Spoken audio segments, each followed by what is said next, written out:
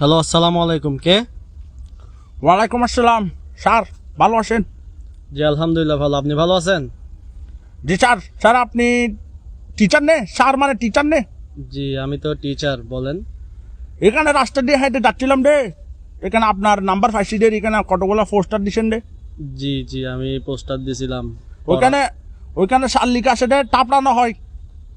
থাপড়ানো হয় মানে বুঝলাম না। আপনার পোস্টার আপনার নাম্বার দিছেন নে, জি ওইখানে লেখা আছে রে ঠাপড়ানো হয়। আমাদের টাপড়ান স্যার। না, ওখানে তো আমি ওরকম কিছু লিখি আমি না। টাপ্পর কাইতে চাই। আমি দিছিলাম ওখানে মধ্যে পড়ানো হয়। পড়ানো হয় না, এখানে ঠাপড়ানো হয় লেখা আছে রে। ঢাকা টাপ অটোবিন্দ ঢাকা এরকম একটা লেখা আছে রে, তাহলে টাপড়ানো হয়। ওটা কেউ তাহলে লিখে দিছে আর কি, ওটা তো আমি বলতে পারবো না। ওটা আমি তো- লিখে দিচ্ছে রে বলতে আমি লিখছি রে, আমি মিস্টার কাশিমের আমি লিখছি রে, ঠাপড়ানো হয়।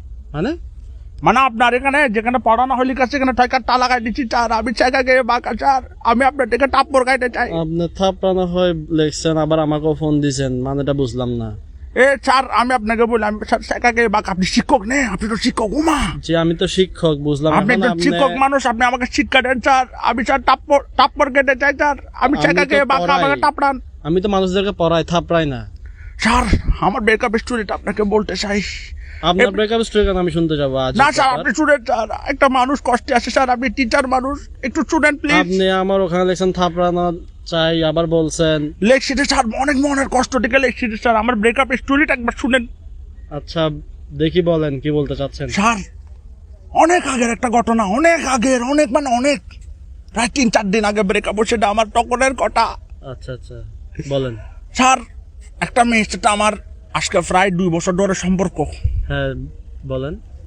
তো স্যার মেয়েটার বিয়ে গেছে স্যার, আচ্ছা অনেক দুঃখ। বিয়ে গেছে, বিয়ে করে তো অনেক জায়গায় চলে গেছে। আমি তো চাকা খেয়ে বলেন। বাঁকা স্যার, কিন্তু 2-3 দিন আগে আবার চাকা খাইছি। আগে বুঝছেন? বললেন বিয়ে হয়ে গেছে, আবার বলছেন 2-3 দিন আগে ছাকা খাইছেন, মানে বুঝলাম না। ঘটনা আমি আপনাকে বুঝাই স্যার। আমি আজকে সকালে ঘর থেকে বাইরে হলাম, আচ্ছা ঘর থেকে বের হয়ে একটা সিএনজি নিলাম।